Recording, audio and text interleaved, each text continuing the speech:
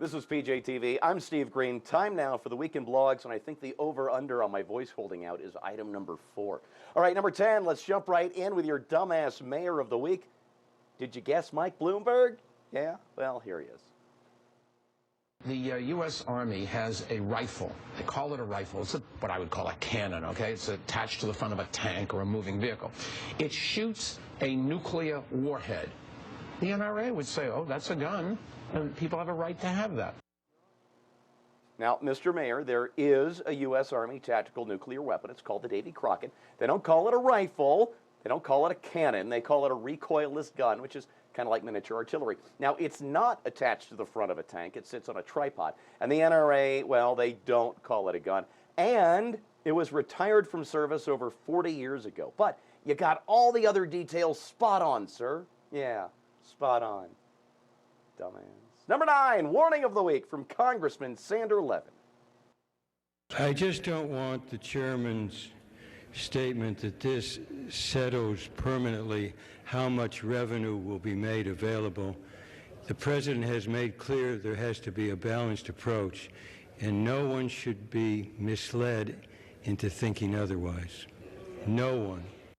Let me translate that for you. Just because we raised taxes more than $500 billion the other day doesn't mean we're anywhere close to being done raising taxes. Number 8, news you can use. Watching porn tied to short-term memory loss.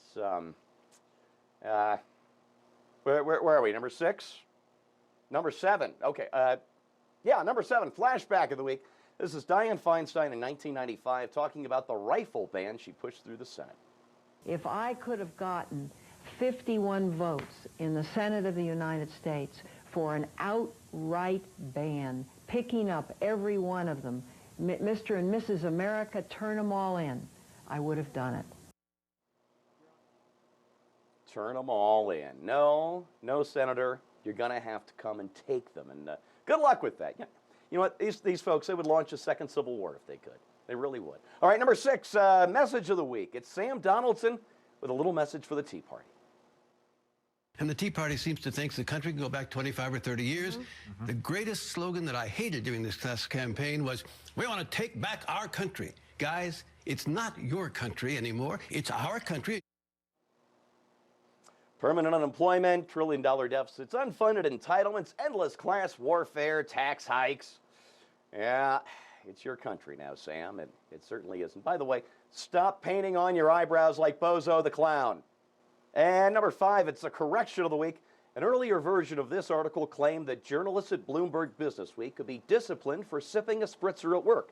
This is not true. Sorry, we must have been drunk on the job. You know, I've used that one and it works. Number 4, actually it's my paycheck. Number 4, insult of the week. It's Brett Bozell on Hannity. Oh, I wish I'd said this one. If Chris Matthews could carry Barack Obama's next child, he would. Oh, good grief. Oh, man, that's cold. That is cold. Wait, what does he mean? What does he mean if he could? I want you to see this photo of Chris Matthews obtained just this week by PJTV's crack paparazzi crew. He's just glowing, isn't he? I'm sorry I made you look at that. Number 3, apology of the week from Congressman Hank Johnson for using the M word. That's the M word right there on Capitol Hill. Check this out. Just within the last 12 hours or so, I have found that the use of the the use of the M word is no longer socially acceptable. Good apology, heartfelt. It just could have been a little shorter. Number 2, scary-ass chart of the week. The green line way up at the top is federal spending over the next 10 years. The blue line at the bottom is our tax revenue before Wednesday's big tax hike. And the red line, can you see the red line? That's Washington's revenue after the tax hike. Seriously, squint. I promise you it's there. And finally, it's the recovery of the week. Hillary Clinton has been released from the hospital where she was being treated for a blood clot. She is expected to make a full recovery and finally be able to testify about Benghazi. We all wish her the best. And State Department spokesperson Simone Adamley has all the details. Here she is. My best friend's sister's boyfriend's brother's girlfriend heard from this guy who knows this kid is going with the girl who saw Ferris pass out at 31 Flavors last night. I guess it's pretty serious. Thank you, Simone.